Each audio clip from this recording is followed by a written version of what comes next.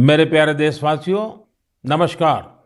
आज मन की बात के एक और एपिसोड के जरिए हम एक साथ जुड़ रहे हैं। ये 2022 की पहली मन की बात है। आज हम फिर ऐसी चर्चाओं को आगे बढ़ाएंगे जो हमारे देश और देशवासियों की सकारात्मक प्रेरणाओं और सामूहिक प्रयासों से जुड़ी होती है। आज हमारे पूज्य बापू महात्मा गांधी जी की पुण्यतिथि भी है। 30 जनवरी का ये दिन हमें बापू की शिक्षाओं की याद दिलाता है। अभी कुछ दिन पहले ही हमने गणतंत्र दिवस भी मनाया। दिल्ली में राजपथ पर हमने देश के शौर्य और सामर्थ्य की जो झांकी देखी, उसने सबको गर्व और उत्साह से भर दिया है।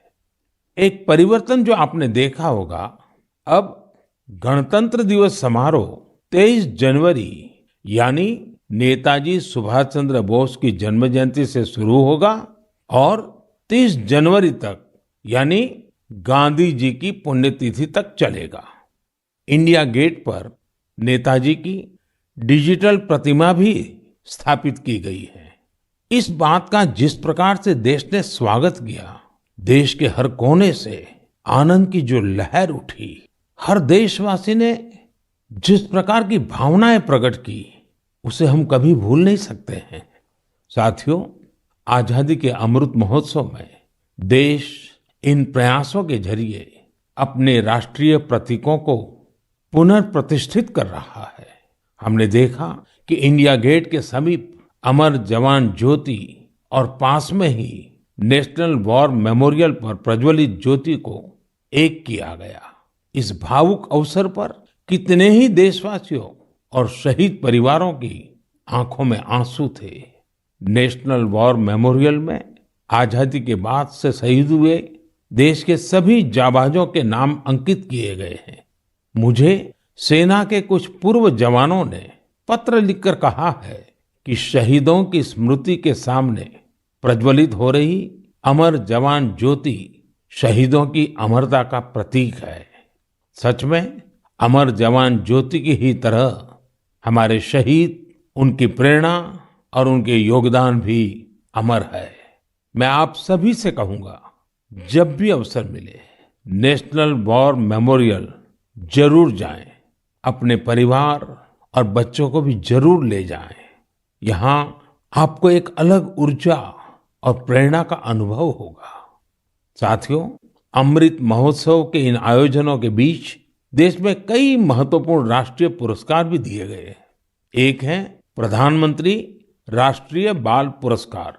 ये पुरस्कार उन बच्चों को मिले जिन्होंने छोटी सी उम्र में साहसिक और प्रेरणादायी काम किए हैं। हम सबको अपने घरों में इन बच्चों के बारे में जरूर बताना चाहिए। इनसे हमारे बच्चों को भी प्रेरणा मिलेगी और उनके भीतर देश का नाम रोशन करने का उत्साह जगेगा। देश में अभी पद्म सम्मान की भी घोषणा हुई है। पद्म पुरस्कार पाने वाले में कई ऐसे नाम भी हैं जिनके बारे में बहुत कम लोग जानते हैं। ये हमारे देश के अनसंग हीरोज हैं, जिन्होंने साधारण परिस्थितियों में असाधारण काम किए हैं। जैसे कि उत्तराखंड की बसंती देवी जी को पद्मश्री से सम्मानित किया गया है। बसंती देवी ने अपना पूरा जीवन संघर्षों के बीच जिया। कम उम्र में ही उनके पति का निधन हो गया था और वो एक आश्रम में रहने लगी। यहाँ रहकर उन्होंने नदी को बचाने के लिए संघर्ष किया और पर्यावरण के लिए असाधारण योगदान दिया। उन्होंने महिलाओं के सशक्तिकरण के लिए भी काफी काम किया है। इसी तरह मणिपुर की 77 साल की लौरेम्बम बिनो देवी दशकों से मणिपुर की लीबा टेक्सटाइल आर्ट का संरक्षण कर रही है। उन्हें भी पद्मश्री से सम्मानित किया गया है। मध्य प्रदेश के अर्जुन सिंह को बैगा आदिवासी नृत्य की कला को पहचान दिलाने के लिए पद्म सम्मान मिला है।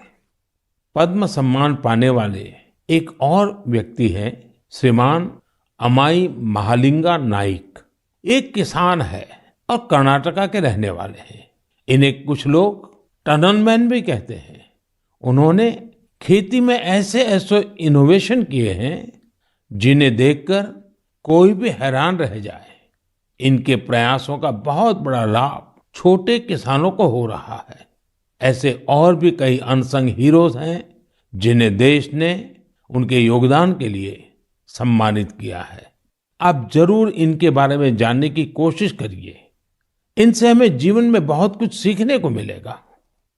मेरे प्यारे देशवासियों, अमृत महोत्सव पर आप सब साथी मुझे ढेरों पत्र और मैसेज भेजते हैं, कई सुझाव भी देते हैं।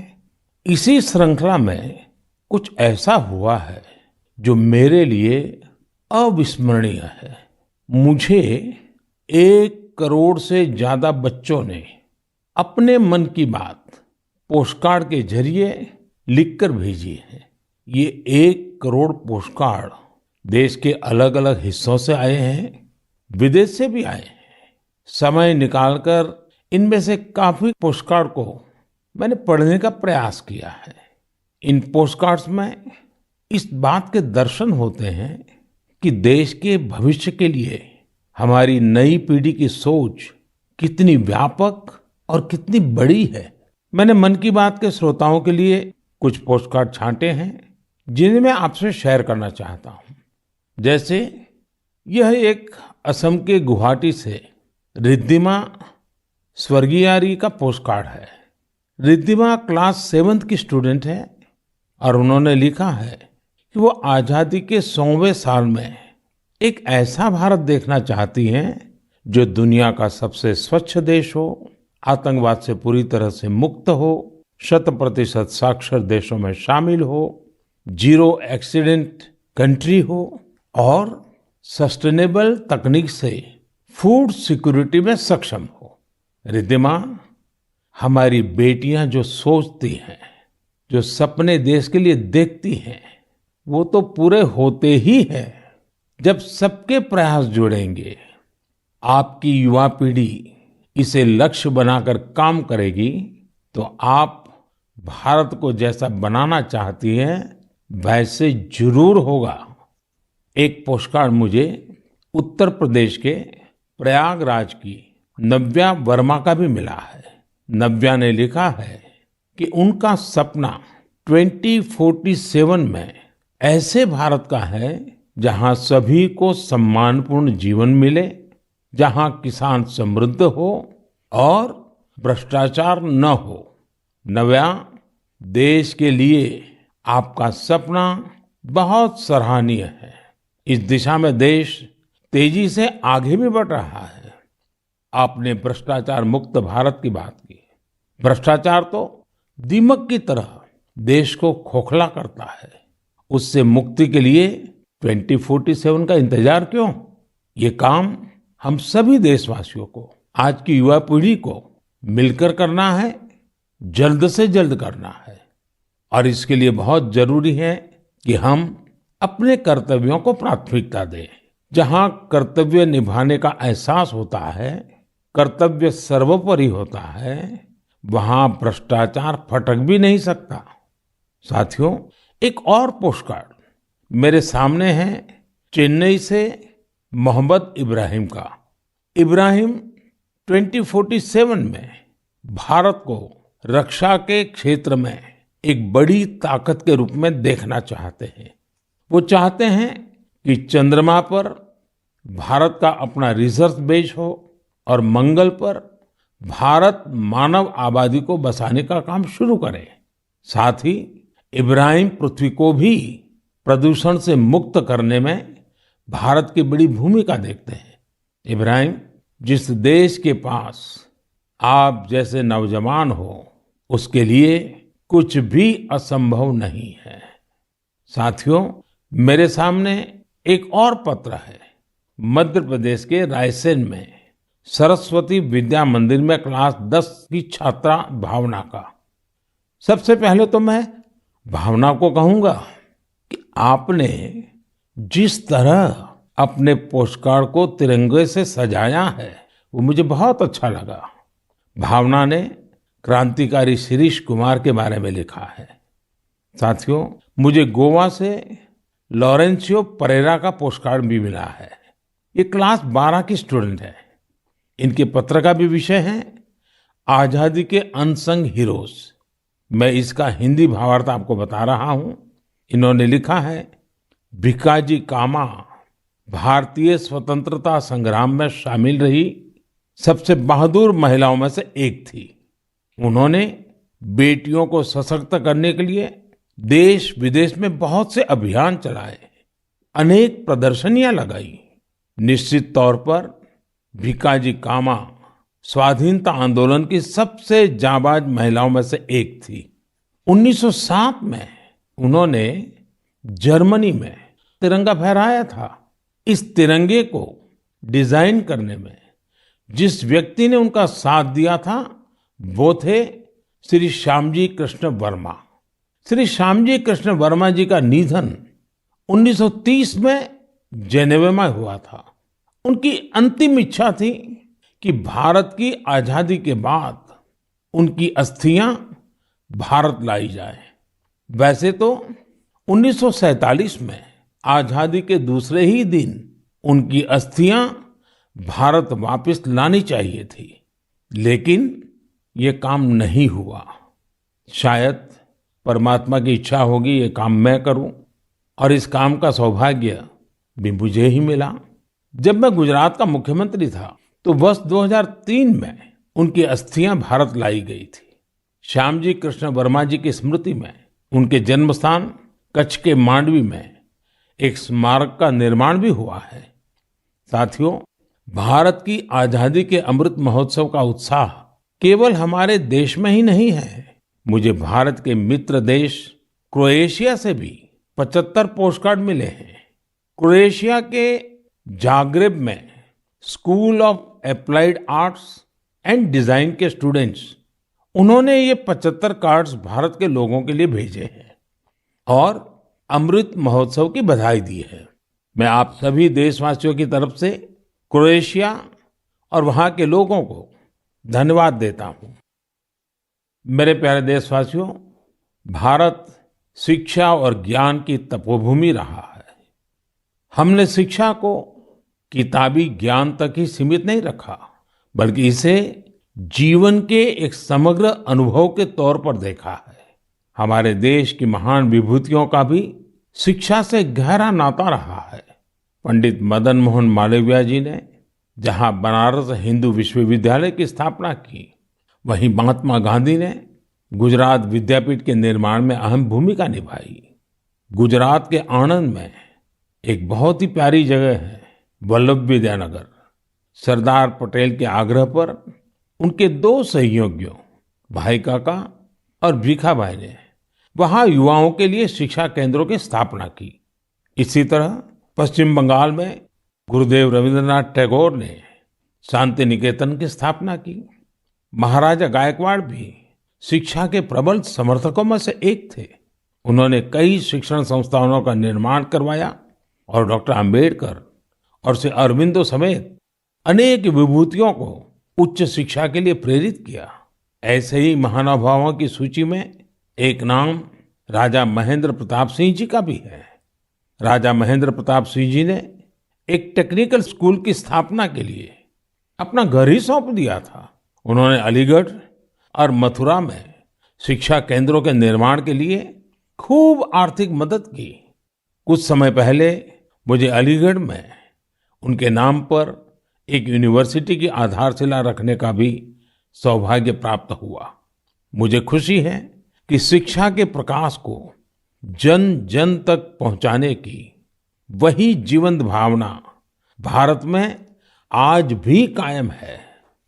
क्या आप जानते हैं कि इस भावना की सबसे सुंदर बात क्या है? वो ये है कि शिक्षा को लेकर ये जागरूकता समाज में हर स्तर पर दिख रही है। तमिलनाडु के त्रिपुर जिले के उदुमलपेट ब्लॉक में रहने वाली तायम्मल जी का उदाहरण तो बहुत ही प्रेरणादायी है। तायम्मल जी के पास अपनी कोई जमीन नहीं है। बरसों से इनका परिवार नारियल पानी बेचकर अपना गुजर बसर कर रहा है। आर्थिक स्थिति भले अच्छी ना हो, लेकिन तायम्मल जी ने अपने बेटे बेटी को पढ़ाने में कोई कसर बाकी नहीं छोड़ी थी। उनके बच्चे Chinnaveerampatti panchayat union middle school में पढ़ते थे। ऐसे ही एक दिन स्कूल में अभिभावकों के साथ मीटिंग में ये बात उठी कि कक्षाओं और स्कूल की स्थिति को सुधारा जाए, स्कूल इंफ्रास्ट्रक्चर को ठीक किया जाए। तायम्मल जी भी उस मीटिंग में थी। उन्होंने सब कुछ सुना। इसी बैठक में फिर चर्चा इन कामों के लिए पैसे की कमी पर आकर टिक गई। इसके बाद तायम्मल जी ने जो किया उसकी कल्पना कोई नहीं कर सकता था। जिन तायम्मल जी ने नारियल पानी बेच कर कुछ पूंजी जमा की थी, उन्होंने 1 लाख रुपए स्कूल के लिए दान कर दिए। वाकई ऐसा करने के लिए बहुत बड़ा दिल चाहिए, सेवा भाव चाहिए। तायम्मल जी का कहना है, अभी जो स्कूल है उसमें 8वीं कक्षा तक की पढ़ाई होती है। अब जब स्कूल का इंफ्रास्ट्रक्चर सुधर जाएगा तो यहाँ हायर सेकेंडरी तक की पढ़ाई होने लगेगी। हमारे देश में शिक्षा को लेकर यह वही भावना है जिसकी मैं चर्चा कर रहा था। मुझे आईआईटी बीएचयू के एक एल्यूमिनस के इस तरह के दान के बारे में भी पता चला है। बीएचयू के पूर्व छात्र जय चौधरी जी ने आईआईटी बीएचयू फाउंडेशन को $1 मिलियन यानी करीब करीब 7.5 करोड़ रुपया डोनेट किए। साथियों, हमारे देश में अलग अलग क्षेत्रों से जुड़े बहुत सारे लोग हैं जो दूसरों की मदद कर समाज के प्रति अपनी जिम्मेदारी का निर्वाह कर रहे हैं। मुझे बेहद खुशी है कि इस तरह के प्रयास उच्च शिक्षा के क्षेत्र में, खासकर हमारी अलग अलग आईआईटीज में निरंतर देखने को मिल रहे हैं। केंद्रीय विश्वविद्यालयों में भी इस प्रकार के प्रेरक उदाहरणों की कमी नहीं है। इस तरह के प्रयासों को और बढ़ाने के लिए पिछले साल सितंबर से देश में विद्यांजलि अभियान की शुरुआत हुई है। इसका उद्देश्य अलग अलग संगठनों, सीएसआर और निजी क्षेत्र की भागीदारी से देश भर के स्कूलों में शिक्षा की गुणवत्ता में सुधार लाना है। विद्यांजलि सामुदायिक भागीदारी और ओनरशिप की भावना को आगे बढ़ा रही है। अपने स्कूल, कॉलेज से निरंतर जुड़े रहना, अपनी क्षमता के अनुसार कुछ न कुछ योगदान देना, यह एक ऐसी बात है जिसका संतोष और आनंद अनुभव लेकर ही पता चलता है। मेरे प्यारे देशवासियों, प्रकृति से प्रेम और हर जीव के लिए करुणा, ये हमारी संस्कृति भी है और सहज स्वभाव भी है। हमारे इन्हीं संस्कारों की झलक अभी हाल ही में तब दिखी जब मध्य प्रदेश के पेंच टाइगर रिजर्व में एक बाघिन ने दुनिया को अलविदा कर दिया। इस बाघिन को लोग कॉलर वाली बाघिन कहते थे। वन विभाग ने इसे T15 नाम दिया था। इस बाघिन की मृत्यु ने लोगों को इतना भावुक कर दिया जैसे उनका कोई अपना दुनिया छोड़ गया हो। लोगों ने बाकायदा उसका अंतिम संस्कार किया, उसे पूरे सम्मान और स्नेह के साथ विदाई दी। आपने भी ये तस्वीरें सोशल मीडिया में जरूर देखी होगी। पूरी दुनिया में प्रकृति और जीवों के लिए हम भारतीयों के इस प्यार की खूब सराहना हुई। कॉलर वाली बाघिन ने जीवन काल में 29 शावकों को जन्म दिया और 25 को पाल पोसकर बड़ा भी बनाया। हमने T15 के इस जीवन को भी सेलिब्रेट किया और जब उसने दुनिया छोड़ी तो उसे भावुक विदाई भी दी। यही तो भारत के लोगों की खूबी है। हम हर चेतन जीव से प्रेम का संबंध बना लेते हैं। ऐसा ही एक दृश्य हमें इस बार गणतंत्र दिवस की परेड में भी देखने को मिला। इस परेड में प्रेसिडेंट्स बॉडीगार्ड्स के चार्जर घोड़े विराट ने अपनी आखिरी परेड में हिस्सा लिया। घोड़ा विराट 2003 में राष्ट्रपति भवन आया था और हर बार गणतंत्र दिवस पर कमांडेंट चार्जर के तौर पर परेड को लीड करता था। जब किसी विदेशी राष्ट्राध्यक्ष का राष्ट्रपति भवन में स्वागत होता था, तब भी वो अपनी ये भूमिका निभाता था। इस वर्ष आर्मी डे पर घोड़े विराट को सेना प्रमुख द्वारा कॉज कमेंडेशन कार्ड भी दिया गया। विराट की विराट सेवाओं को देखते हुए उसकी सेवानिवृत्ति के बाद उतने ही भव्य तरीके से उसे विदाई दी गई। मेरे प्यारे देशवासियों, जब एकनिष्ठ प्रयास होता है, नेक नियत से काम होता है, तो उसके परिणाम भी मिलते हैं। इसका एक बेहतरीन उदाहरण सामने आया है असम से। असम का नाम लेते ही वहां के चाय बागान और बहुत सारे नेशनल पार्क का ख्याल आता है।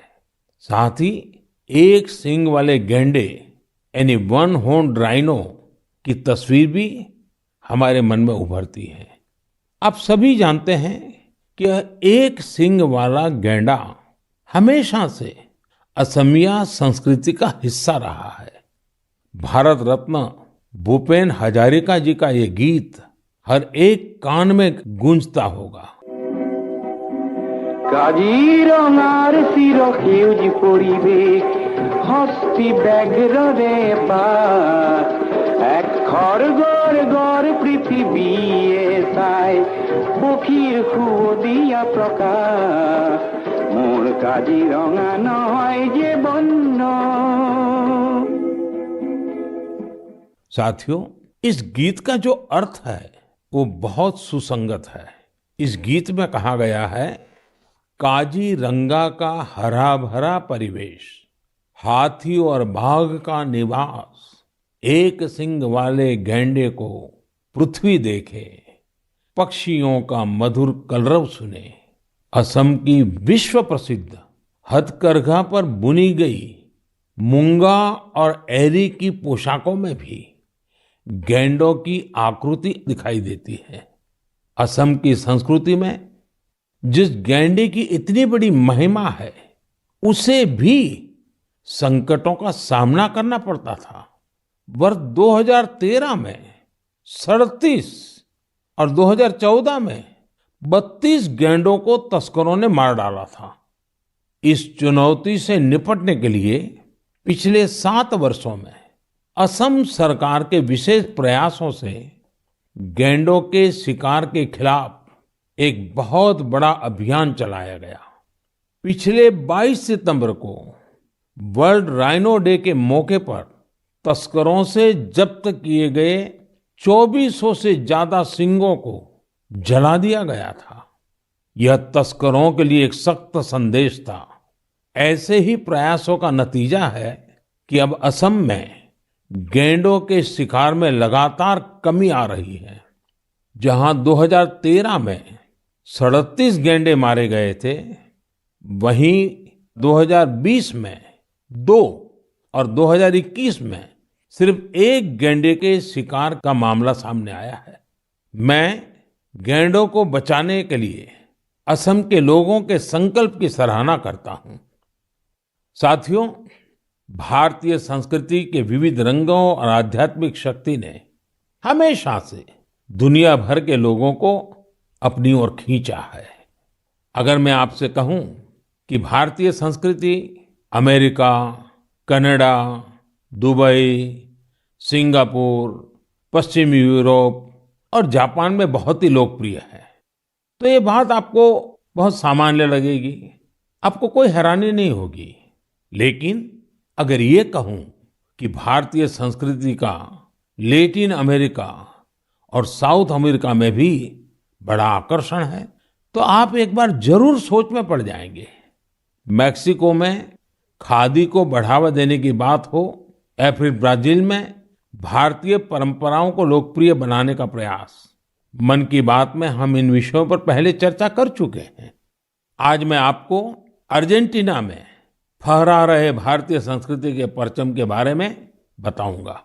अर्जेंटीना में हमारी संस्कृति को बहुत पसंद किया जाता है। 2018 में मैंने अर्जेंटीना की अपनी यात्रा के दौरान योग के कार्यक्रम में योगा फॉर पीस में हिस्सा लिया था। यहाँ अर्जेंटीना में एक संस्था है, हस्तिनापुर फाउंडेशन।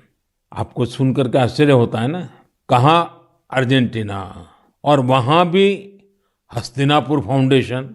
यह फाउंडेशन अर्जेंटीना में भारतीय वैदिक परंपराओं के प्रसार में जुटा है। इसकी स्थापना 40 साल पहले एक मैडम प्रोफेसर एडा एल्ब्रेट ने की थी। आज प्रोफेसर एडा एल्ब्रेट 90 वर्ष की होने जा रही है। भारत के साथ उनका जुड़ाव कैसे हुआ, ये भी बहुत दिलचस्प है। जब वो 18 साल की थी, तब पहली बार भारतीय संस्कृति की शक्ति से उनका परिचय हुआ। उन्होंने भारत में काफी समय भी बिताया, भगवत गीता और उपनिषदों के बारे में गहराई से जाना। आज हस्तिनापुर फाउंडेशन के 40,000 से अधिक सदस्य हैं और अर्जेंटीना एवं अन्य लैटिन अमेरिकी देशों में इसकी करीब 30 शाखाएं हैं। हस्तिनापुर फाउंडेशन ने स्पेनिश भाषा में 100 से अधिक वैदिक और दार्शनिक ग्रंथ भी प्रकाशित किए हैं। इनका आश्रम भी बहुत मनमोहक है। आश्रम में 12 मंदिरों का निर्माण कराया गया है, जिनमें अनेक देवी देवताओं की मूर्तियां हैं। इन सब के केंद्र में एक ऐसा मंदिर भी है जो अद्वैतवादी ध्यान के लिए बनाया गया है। साथियों, ऐसे ही सैकड़ों उदाहरण यह बताते हैं हमारी संस्कृति हमारे लिए ही नहीं बल्कि पूरी दुनिया के लिए एक अनमोल धरोहर है। दुनिया भर के लोग उसे जानना चाहते हैं, समझना चाहते हैं, जीना चाहते हैं। हमें भी पूरी जिम्मेदारी के साथ अपनी सांस्कृतिक विरासत को खुद अपने जीवन का हिस्सा बनाते हुए सब लोगों तक पहुंचाने का प्रयास करना चाहिए। मेरे प्यारे देशवासियों, मैं अब आपसे और खासकर अपने युवाओं से एक प्रश्न करना चाहता हूं। आप सोचिए, आप एक बार में कितने पुशअप कर सकते हैं? मैं जो आपको बताने वाला हूं वो निश्चित रूप से आपको आश्चर्य से भर देगा। मणिपुर में 24 साल के युवा थोनाओजम निरंजॉय सिंह ने 1 मिनट में 109 पुशअप्स का रिकॉर्ड बनाया है। निरंजॉय सिंह के लिए रिकॉर्ड तोड़ना कोई बात नहीं है। इससे पहले भी उन्होंने 1 मिनट में एक हाथ से सबसे ज्यादा नकल पुशअप्स का रिकॉर्ड बनाया था। मुझे पूरा विश्वास है कि निरंजॉय सिंह से आप प्रेरित होंगे और फिजिकल फिटनेस को अपने जीवन का हिस्सा बनाएंगे। साथियों, आज मैं आपके साथ लद्दाख की एक ऐसी जानकारी साझा करना चाहता हूं जिसके बारे में जानकर आपको जरूर गर्व होगा। लद्दाख को जल्द ही एक शानदार ओपन सिंथेटिक ट्रैक और एस्ट्रो टर्फ फुटबॉल स्टेडियम की सौगात मिलने वाली है। यह स्टेडियम 10,000 फीट से अधिक की ऊंचाई पर बन रहा है और इसका निर्माण जल्द पूरा होने वाला है। लद्दाख का यह सबसे बड़ा ओपन स्टेडियम होगा जहां 30,000 दर्शक एक साथ बैठ सकेंगे। लद्दाख के इस आधुनिक फुटबॉल स्टेडियम में 8 लेन वाला एक सिंथेटिक ट्रैक भी होगा। इसके अलावा यहाँ 1,000 बेड वाले एक हॉस्टल की सुविधा भी होगी। आपको ये जानकर भी अच्छा लगेगा कि इस स्टेडियम को फुटबॉल की सबसे बड़ी संस्था फीफा ने भी सर्टिफाई किया है। जब भी स्पोर्ट्स का ऐसा कोई बड़ा इंफ्रास्ट्रक्चर तैयार होता है तो यह देश के युवाओं के लिए बेहतरीन अवसर लेकर आता है। साथ साथ जहां ये व्यवस्था होती है वहां भी देश भर के लोगों का आना जाना होता है, टूरिज्म को बढ़ावा मिलता है और रोजगार के अनेक अवसर पैदा होते हैं। इस स्टेडियम का भी लाभ लद्दाख के हमारे अनेकों युवाओं को होगा। मेरे प्यारे देशवासियों, मन की बात में इस बार भी हमने अनेक विषयों पर बात की। एक विषय और है जो इस समय सबके मन में है और वो है कोरोना का। कोरोना की नई वेव से भारत बहुत सफलता के साथ लड़ रहा है। ये भी गर्व की बात है कि अब तक करीब करीब 4.5 करोड़ बच्चों ने कोरोना वैक्सीन की डोज ले ली है। इसका मतलब यह हुआ कि 15 से 18 साल की आयु वर्ग के लगभग 60% यूथ ने 3 से 4 हफ्ते में ही टीके लगवा लिए हैं। इससे न केवल हमारे युवाओं की रक्षा होगी, बल्कि उन्हें पढ़ाई जारी रखने में भी मदद मिलेगी। एक और अच्छी बात ये भी है कि 20 दिन के भीतर ही 1 करोड़ लोगों ने प्रिकॉशन डोज भी ले ली है। अपने देश की वैक्सीन पर देशवासियों का ये भरोसा हमारी बहुत बड़ी ताकत है। अब तो कोरोना संक्रमण के केस भी कम होने शुरू हुए हैं। ये बहुत सकारात्मक संकेत है। लोग सुरक्षित रहें, देश की आर्थिक गतिविधियों की रफ्तार बनी रहे, हर देशवासी की यही कामना है। और आप तो जानते ही हैं, मन की बात में कुछ बातें मैं कहे बिना रह ही नहीं सकता हूं। जैसे स्वच्छता अभियान को हमें भूलना नहीं है, सिंगल यूज प्लास्टिक के खिलाफ अभियान को हमें और तेजी लानी जरूरी है। वोकल फॉर लोकल का मंत्र ये हमारी जिम्मेवारी है।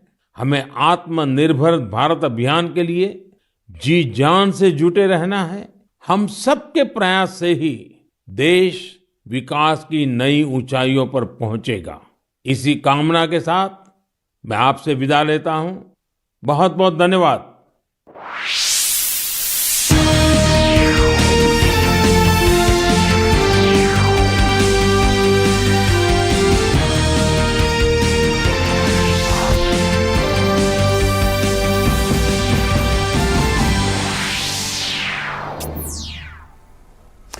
नमस्कार। प्रधानमंत्री नरेंद्र मोदी के मन की बात कार्यक्रम पर आधारित हमारे इस विशेष कार्यक्रम में आप सभी का स्वागत है। मैं हूं निखिल सिंह और आपने अभी अभी सुना प्रधानमंत्री के मन की बात कार्यक्रम की 50वीं कड़ी को। और 50वीं कड़ी